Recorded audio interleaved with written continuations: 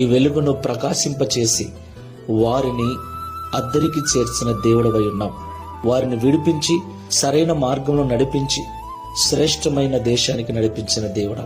ప్రియ తండ్రి, ఈ ప్రార్థనలో ఏకీభవిస్తున్నాం. మేము అనేక పర్యాయములు అన్నీ ఉన్నా కూడా ఎటు తోచని పరిస్థితిలో, నిస్సహాయ స్థితిలో, ఓడిపోయిన స్థితిలో ఉంటూ కలవరముతో నింపబడి ఉన్నాం.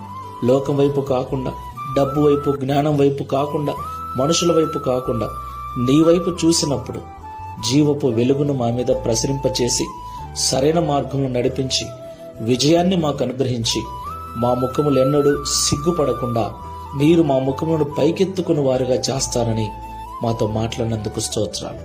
ఈ ప్రార్థనలో ఏకీవిస్తున్న బిడ్డలలో ఎవరైనా ఓడిపోయిన స్థితిలో, దిగజారిపోయిన స్థితిలో, సిగ్గుతో అందరి ముందు తలదించుకొని అవమానాలు పడుతూ ఉంటే వారు నీ వైపు చూస్తూ మరలా తల పైకెత్తుకుని వారుగా జీవించినట్లు సహాయం చేయమని, తద్వారా ఈ దిన వాగ్దానమును మా అందరి జీవితం నెరవేర్చి మీ నామమును మహిమపరచుకునమని యేసు నామములో ప్రార్థిస్తున్నాము తండ్రి. Amen. Praise the Lord. God bless you.